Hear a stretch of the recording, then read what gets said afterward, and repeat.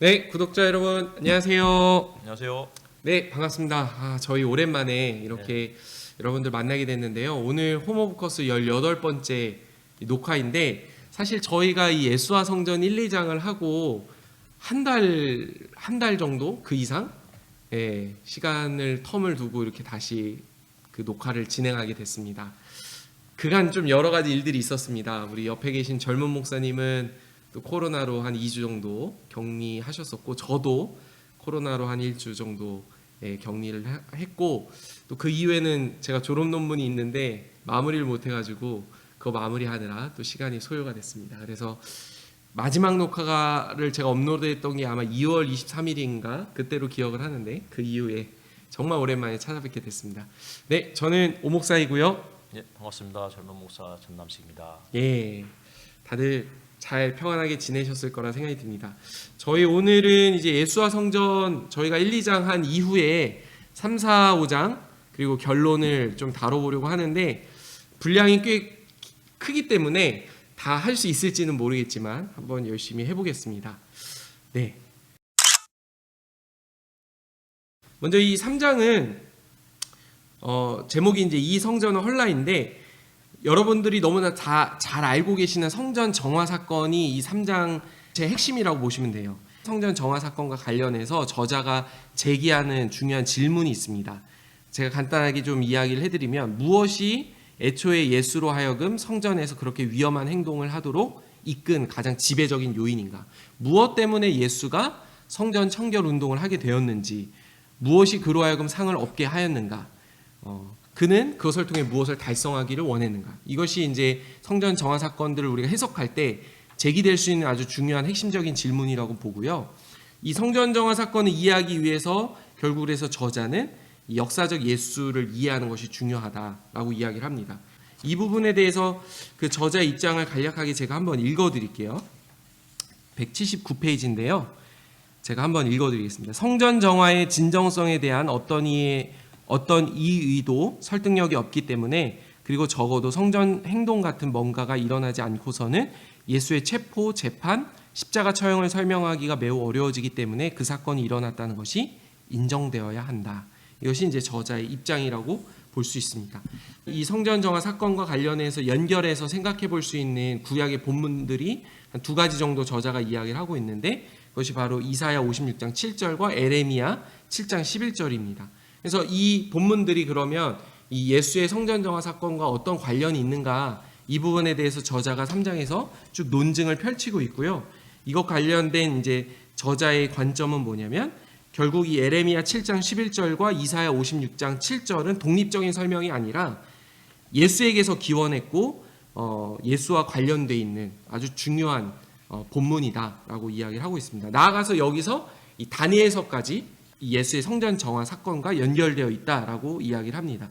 결국은 이 이사야 56장 7절이나 에레미야 7장 11절 모두가 사실 가리키고 있는 방향은 하나라고 생각이 들어요. 그것은 바로 이 성전의 타락한 지도자들을 통렬히 비난하고 있는 것이고, 결국은 예수가 예언자적인 인물로서 이 당시에 이제 성전의 부패한 성전과 이 타락한 어떤 그런 그 만몬에 대해서 비판하는 어떤 이런 측면에서 예수가 이야기하고 있는 부분이 바로 성전 정화 사건이다라고 이야기를 하고 있습니다. 그래서 3장의 이제 결론부를 간단하게 이제 제가 이제 말씀을 해드리면, 이 성전 정화 사건이 그러면 과연 이제 어떤 예수의 의도가 담겨 있는가라는 부분에 대해서 제가 203페이지인데 요거 한 부분 읽어드리고 이제 4장으로 넘어가겠습니다. 이 점에서 예수의 성전 행동이 성전 정화로 불리는 것이 매우 적절하다. 예수의 목적에는 불가피하게 수평적인 요소가 존재하기 때문이다. 성전 엘리트를 에레미야식으로 강도의 소굴이라고 비난함으로써 예수는 불가피하게 이 재무적 남용으로 남겨진 인간의 피해를 대변하고 있다. 부당 이득을 통해 성전 지도자들에게 돌아간 불로소득이 재빨리 극빈자들에 대한 과도한 이율의 대출로 바뀌었기 때문에 횡령 문제는 특히 간신히 살아가는 사람들에게 심각한 영향을 주었다. 결국은 이 성전의 토지 소유 증가가 그 제사장 엘리트들에게 엄청난 그 막대한 부를 가져다 주었고, 결국 그 더 많은 그들이 갖게 된 부가 고금리 대출을 의미했고, 그걸 통해서 수많은 사람들이 토지를 몰수당하고 이 사이클이 계속되면서 경제 사다리 밑바닥층에 있었던 가난한 이들의 삶은 더 피폐해지고 황폐해졌다. 이 부분에 대한 예언자적 비판이 바로 성전 정화 사건이었고 예수가 가지고 있었던 의도였다. 이것이 바로 저자의 관점이라고 볼 수 있습니다. 제가 3장을 이렇게 한번 정리해봤는데요. 아마 제가 이제 정리하는 데 있어서 조금 빼먹은 부분이나 좀 미진한 부분 한번 목사님 혹시 좀 첨언해 주실 부분 있으시면 또 첨언해 주셔도 좋을 것 같습니다. 예, 잘 정리해 주셨고요.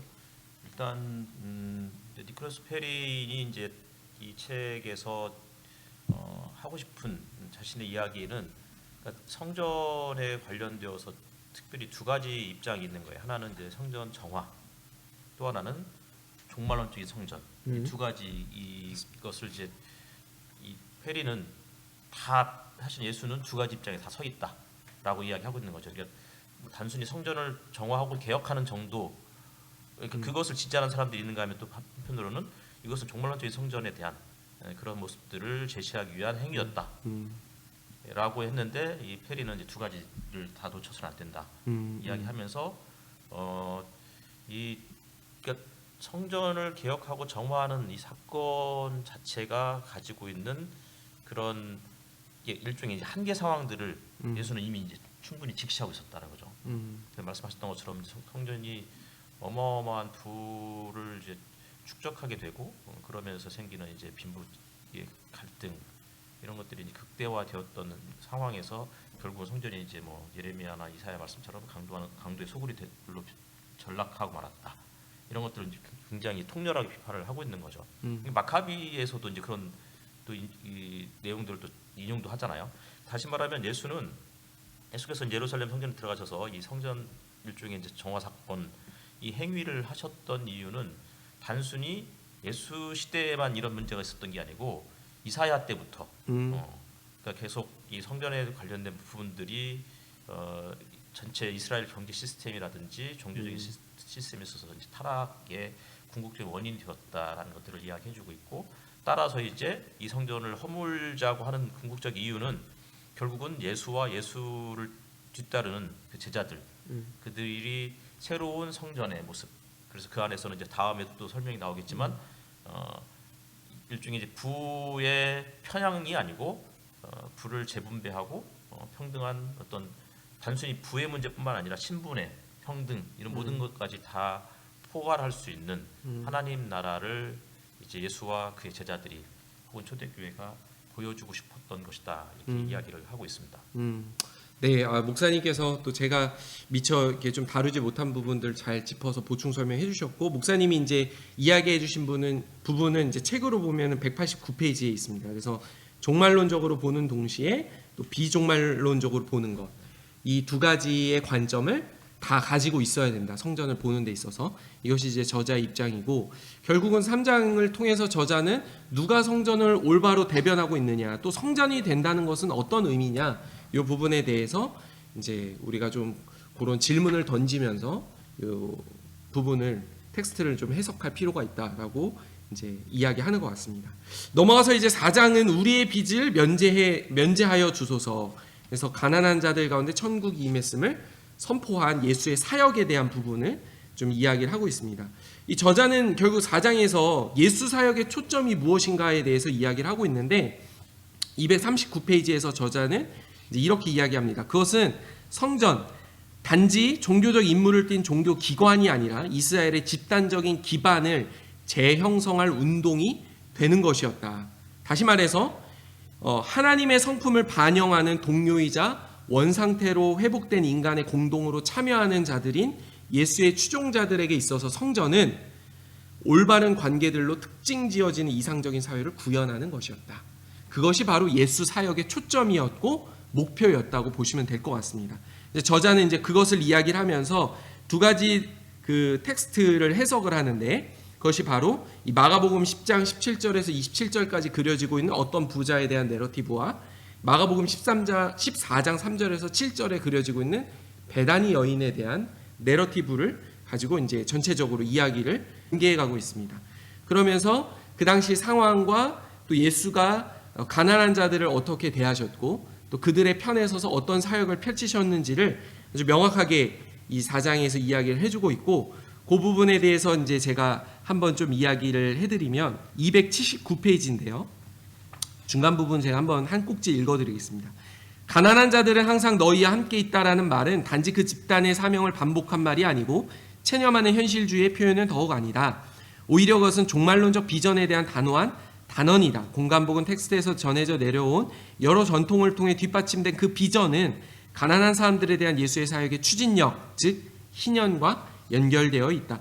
결국은 예수의 사역이 이제 희년 사역이었다라는 것을 이야기를 하고 있습니다.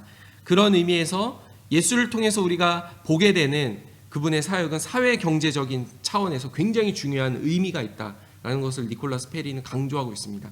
흔히 우리가 이제 복음서 내러티브를 통해서 예수의 사역을 해석하거나 볼 때 이런 부분들이 좀 소거되고 영적인 측면에서 어떤 예수의 사역을 이해하거나 보는 그런 부분들이 우리에게 아주 익숙한 그런 게 많은데, 사실 이 니콜라스 페리는 그런 부분을 좀 환기시키면서 사회경제적 차원에서 예수의 운동은 결국 희년의 원칙에 헌신했던 부분이 있었다라는 것, 또 그런 부분들이 우리가 이해하는 속죄의 개념이나 죄에 대한 개념에 있어서 매우 중요하다는 점을 이제 저자는 이야기를 하고 있습니다. 그래서 그 한 부분에서 결국 죄 용서라는 것도 적어도 부채의 취소와 그에 상응하는 자기 땅의 회복이라는 부분과 연결될 수밖에 없다는 것이죠. 그냥 죄라는 것이 우리의 도덕적인 죄나 어떤 이런 부분에 대한 회개의 차원뿐 아니라 실적으로 예수가 당시 이야기했던 어떤 죄 용서에 대한 부분은 바로 이 부채 탕감과 땅의 회복, 이 부분과 연결되어 있는 것이고, 이것은 구약의 내러티브와도 굉장히 긴밀히 연결되는 부분이라고 볼 수 있습니다.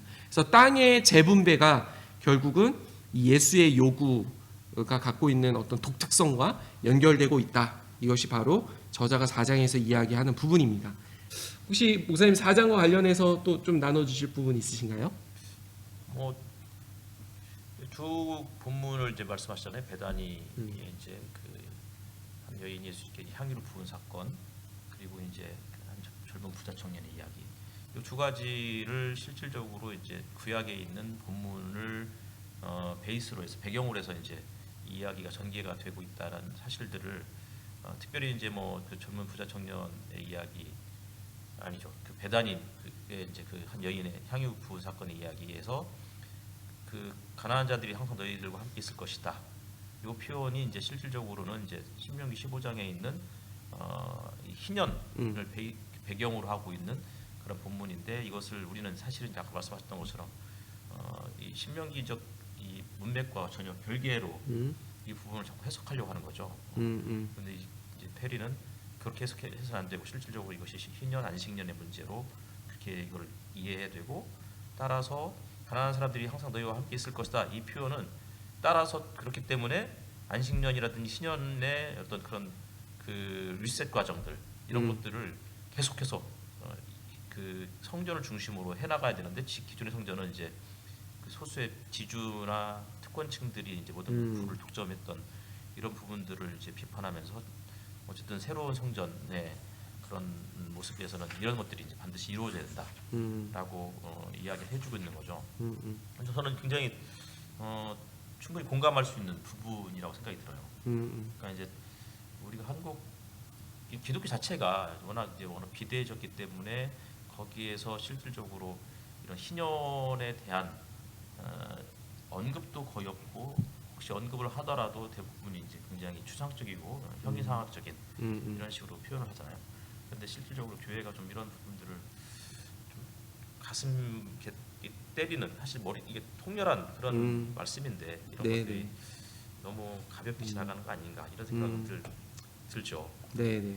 이 4장에서 사실 저자가 이야기하는 것 중에 저 되게 이렇게 마음에 와닿았던 게, 이제 목사님 말씀하신 것과 좀 연결해서 292페이지였는데, 이스라엘 지도자들은 희년의 시행을 완고하게 거부함으로써 예배하는 백성으로서 이스라엘과 예배 장소로서의 이스라엘을 결정적으로 훼손했다. 이것이 이제 성전과 희년이 이제 어떻게 연결되는지 저자가 이야기하는 부분이고, 그래서 예수는 이 상태가 지속되는 한 참된 예배가 불가능하다고 추론했다.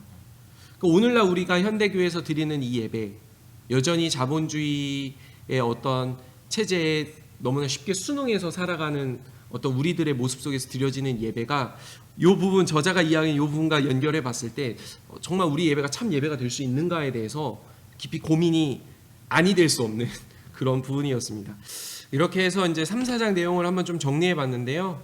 이제 5장하고 결론 요 부분은 우리 젊은 목사님께서 한번 정리해 주시면서 이 책의 마무리를 예. 대단원의 마무리를 하는 것으로 이렇게 해보려고 합니다.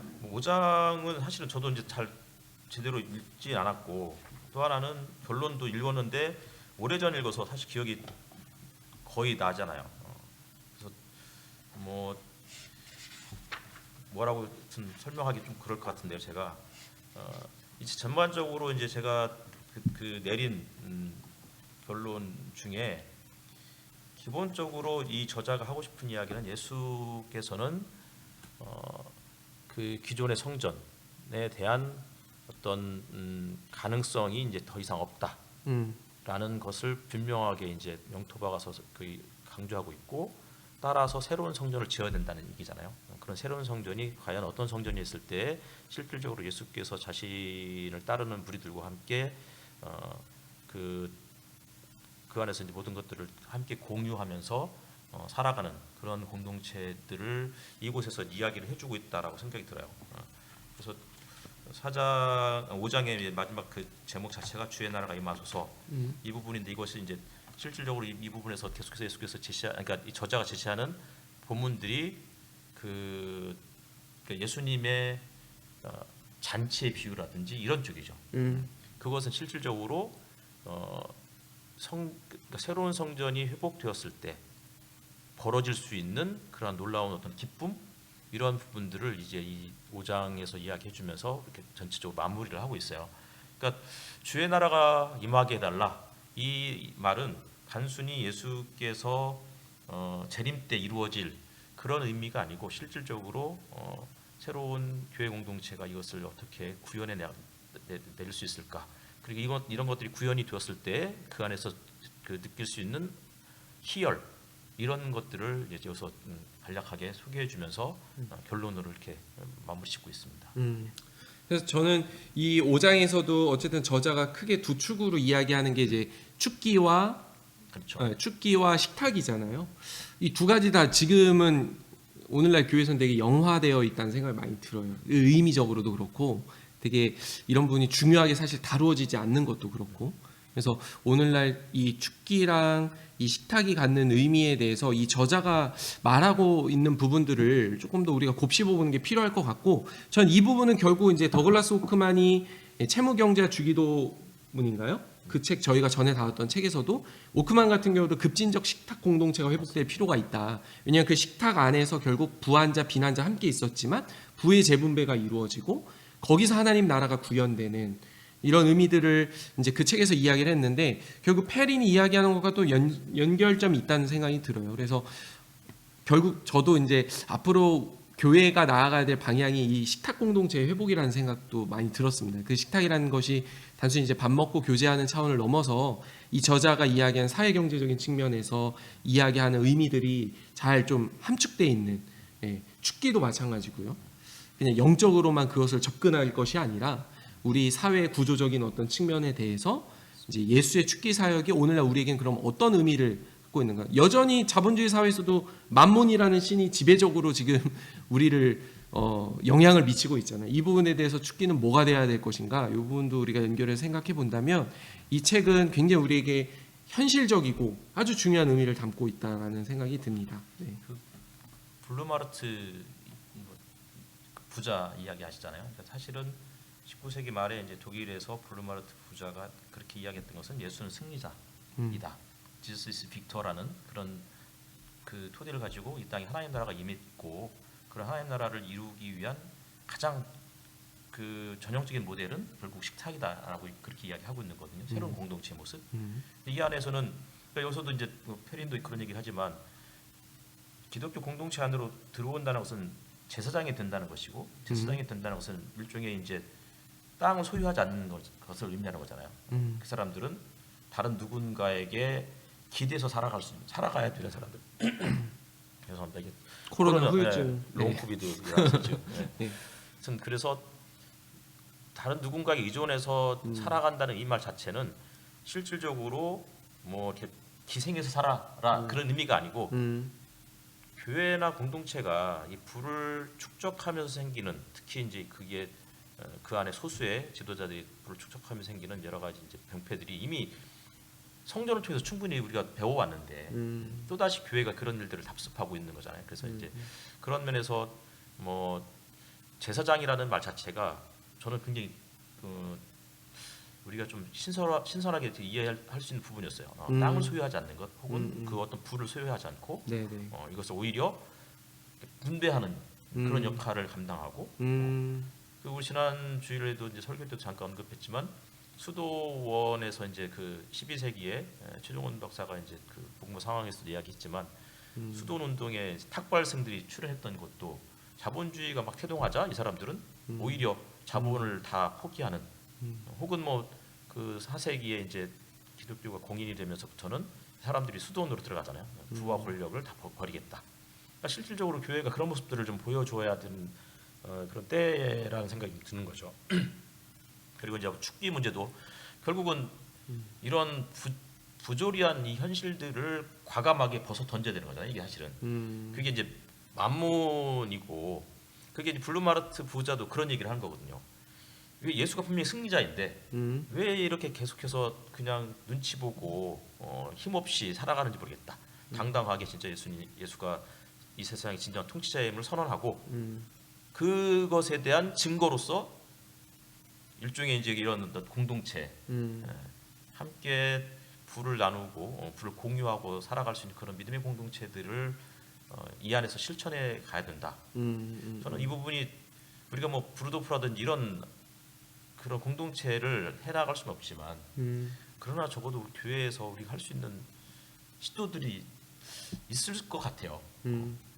그게 이제 뭘지 한번 진지하게 고민해봐야 되겠죠. 그래서 다양한 어떤 그 실천들을 위해서 기금을 함께 모금하고 만들어가고 그것을 이제 정말 교회에서 함께 나누고 이런 모습들은 우리가 반드시 해야 되는 그런 모습이라고 생각이 들어요.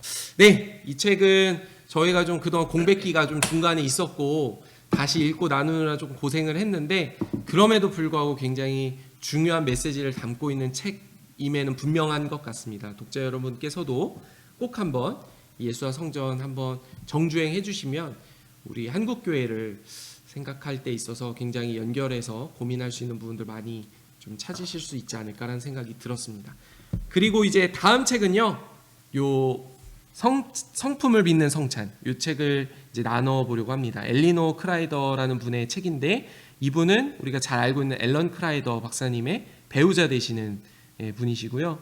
네, 그래서 나온지는 조금 된 책입니다. 네, 나온지는 좀 된 책인데 저희가 한번 다시 소개를 해드리면서 공동체의 성찬은 어떤 의미를 지녀야 되는지에 대해서 한번 좀 깊이 있게 좀 다뤄보는 시간을 가져보려고 합니다.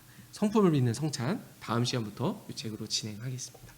마지막으로 혹시 목사님, 젊은 목사님 구독자분들과 해주실 이야기 있으시면? 예, 오랜만에 뵙게 되어서 또 반갑고요. 저희가 성실하게 이 일을 계속 해나가야 될 텐데 많은 힘을 실어주십시오. 크게 어렵지 않습니다. 많은 힘이라는 단어가 함축하고 있는 의미가 꽤 커 보이는데요. 그런가요? 뭐가 있을까요? 많은 힘이라는 게? 하여튼 뭐 일단은 가장 쉬운 것부터 네. 좋아요 꼭 눌러주시고 구독도 해주시고 알람 설정해주시고 그 다음에 플러스 알파. 예, 뭐 네. 상상 여러분의 상상이 네. 네, 감사합니다. 저희 그러면 다음 시간에 여러분께 또 인사드리도록 하겠습니다. 네, 호모포커스 18번째 시간 여기서 마치도록 하겠습니다. 여러분 감사합니다. 감사합니다.